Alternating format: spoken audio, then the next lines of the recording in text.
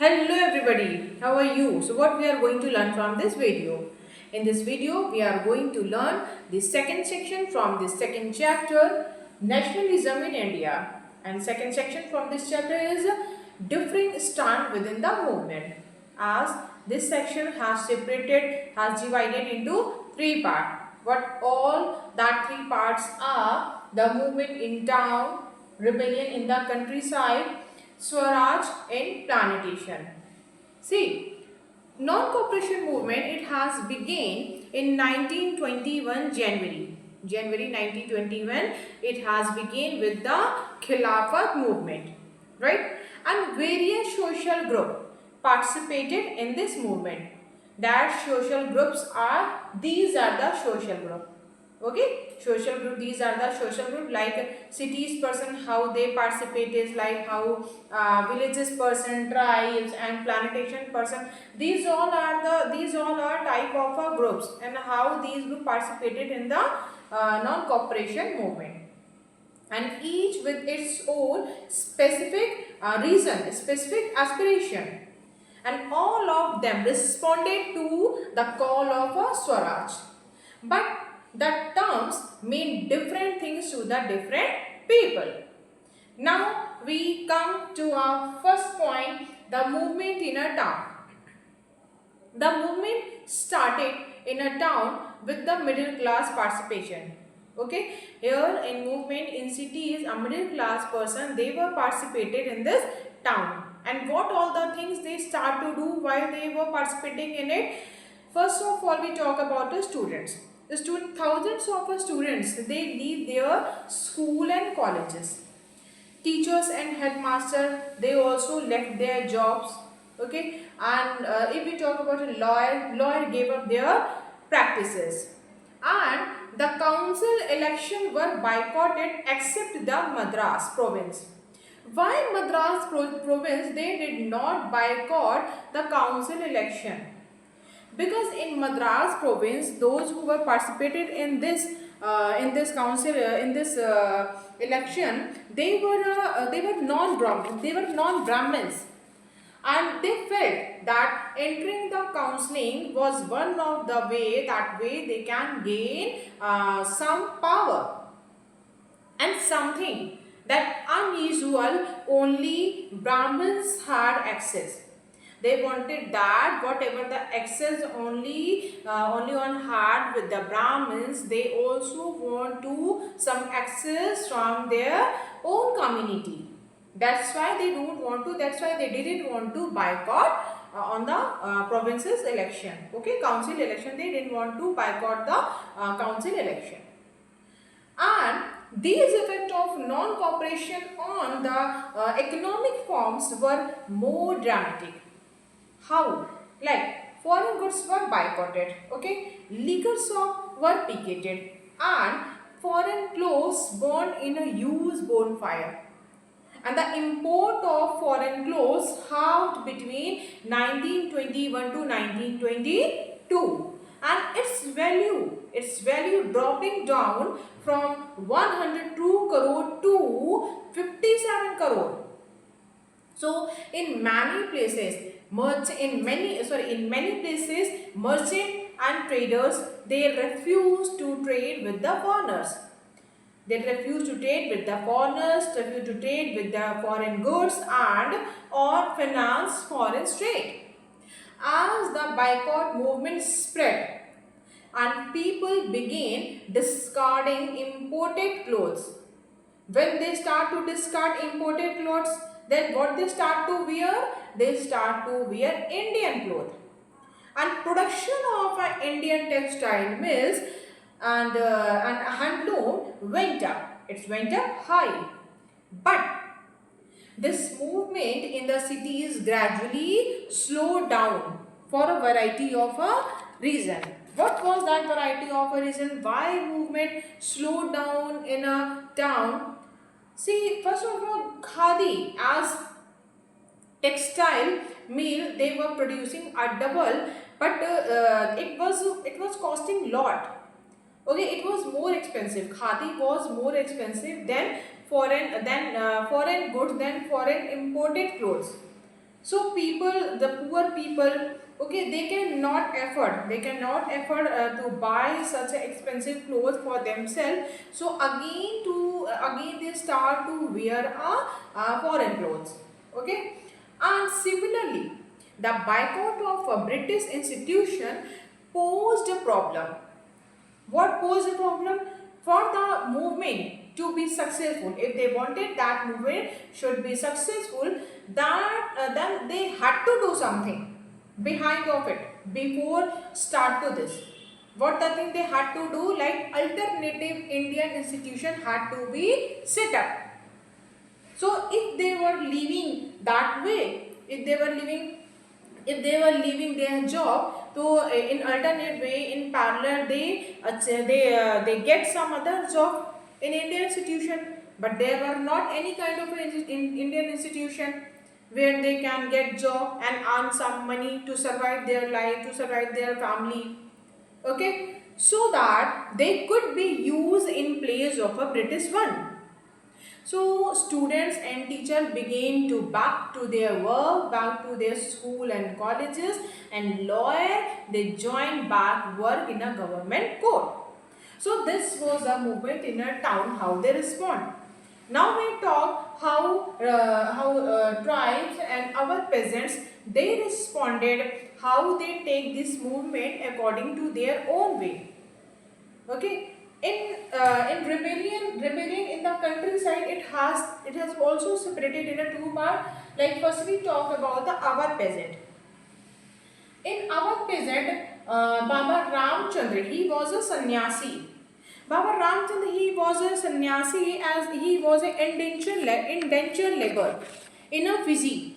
Okay, so Baba Ramchandra, he was leading to the our peasants. What was their problem? Actually, their movement here was against talukdar, jamindar, and landlord. Peasants have a movement. What movement they were running? They have a movement against. They have a movement against the talukdar, landlord, and jamindar. Actually, they were demanding from the peasants exorbitantly high rent. Okay, and peasants had to do begar work at a landlord farms without any payment. So as teenage, they had no security of a tenure and being regularly evicted so that they could acquire no right over the leased land. The peasants movement demanded, now what's a peasant movement? Now peasant movement demanded reduction of a revenue. What they demanded, as a landlord, talukdar and zamindar, they were oppressed. They were oppressing to peasants. Peasants were oppressed through the with whom they were oppressed. They oppressed through the talukdar, zamindar and landlord. So they demand against them. What they demanded? They demanded that reduction of a revenue. Second, abolition of a begar. Third, social boycott of an oppressive landlord. In many places, Nai Dhobi Bandh were organized by Panchayat. Why they organized Nai Dhobi Bandh? Because through this they wanted to deprive the service. They deprive them. Whom they want to deprive? They deprive to landlord, talukdar and jamindar. They wanted to deprive them with these service.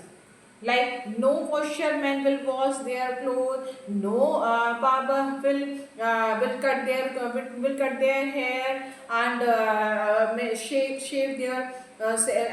their beard. So that's why they organize a Naidhobi Bandh. So now I take you back 6 months back. When non-cooperation movement has begun, it's began on January 1921, right? But now here we talk about June 1920, okay? June 1920. In June 1920, what had happened? See, Jawaharlal Nehru, he went to Awadh and met with Awadh peasants. He went to Awadh village and met there with the peasants and talked them, and he understand their problem. And after understanding their problem, in October, June के बाद what month will come after June? July, August, September, October. Okay, in October. Okay, in October 1920, October 1920, Jawaharlal Nehru, he opened a Awadh Kisan Sabha, and he set up this Sabha with the help of Baba Ramchandra and a few others. And within a 1 month, there were 300 branches had been set up in the villages around the region. Actually, the problem peasants were facing of the Awadh peasants, what problem they were facing, like they were oppressed through the landlord and talukdar, zamindar. So this is the problem all over Indian peasants facing. But here we are talking about only on the Awadh, only for the Awadh peasants. We are talking about actually this problem facing to all over the peasants who are in India. Okay. So that now Jawaharlal Nehru had opened a Awadh Kisan Sabha, okay, and within a 1 month, like 300 Kisan Sabha, 300 branches had been set up in the villages around the regions. So when why they had opened? There is a reason behind of it to open it, because after the 2 months, October, there is a November and December and January, because after the 2 months they were going to start a non-cooperation movement, and they wanted to cooperation all their Indian brother and sister. That's why they were helping them through these way. But what our peasants responded, how they took that movement? When non-cooperation movement began the following year, okay, following this, after the time when non-cooperation movement had started, the effect of a Congress was to integrate the Awadh, and peasants struggle into the wider struggle. The peasants movement, however, developed in forms that the Congress leadership was unhappy. Congress leaders were unhappy the behavior of a peasants, the way they were behaving. See what behavior they were doing. Actually, as the movement spread in 1921. Okay, in January 1921, once non-cooperation movement has started, and once it has started to spread, what peasants start to do? The houses of talukdar, zamindar and landlord, merchants were attacked, and bazaar were looted, hoarded grains were taken over. In many places, like local leader in many places, local leader, they were telling to peasants, they told to peasants that Gandhiji had declared that no taxes were to be paid. And what was that? If they were telling that you are not you no need to pay taxes anymore, and the land was to be redistributed among the poor. The name of a Mahatma was being invoked to sanction all action and aspirations. So this was the reaction of our peasant. Now we talk about a Adivasi tribe. In Andhra Pradesh, there was a Gudum hill. Who leading them? They were running a movement, guerrilla movement, and guerrilla movement was running through who was leading them, like Alluri Sitaram Raju. He was leading this guerrilla movement. They have a problem, what problem they were facing, and how they reacting to non-cooperation movement. So see, There were a Gudum hill of Andhra Pradesh, okay, and there were spread a militant guerrilla movement in the early 1920. So actually the colonial government, they did a very bad thing with them. What kind of thing they did with them? They barricade the large forest areas and prevent to entering them, and they prevent people from entering the forest. They cannot allow, they were not allowed to graze their cattle and collect fuel wood and fruits, and these things will get them raised. Hilly people, they get raised, they got rose, they angered, so much anger. Just think about yourself, if anybody will snatch your life, they pushed you out from your home, then what you will do, where you will go? So colonial government was doing the same thing with them, with tribals. But actually forest was their home. They were living there. Their family, their life, everything was dependent on the forest.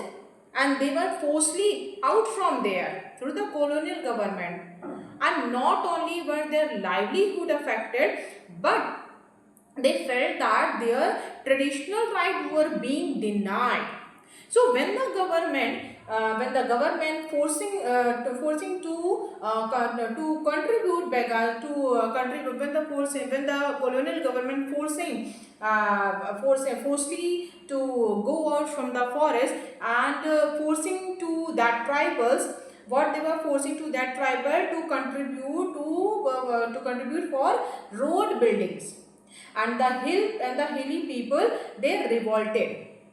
They were forced to build road. What they were forced? They were forced to building a road, and that thing, that's why they revolted. The people get revolt, they revolted.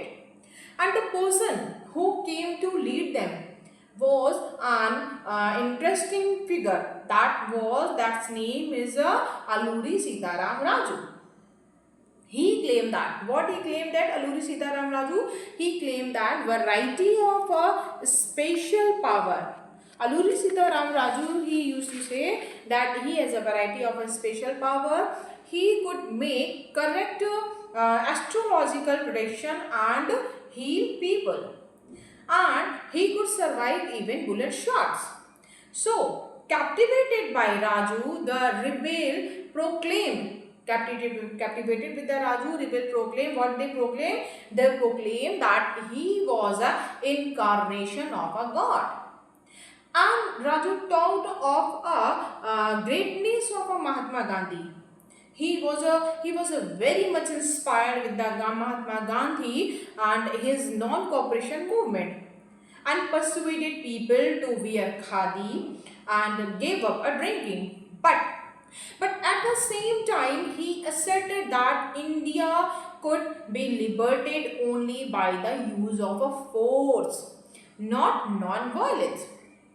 The Gudin rebel attacked police station, an attempt to kill British officials, and carried on guerrilla movement for achieving Swaraj. He was captured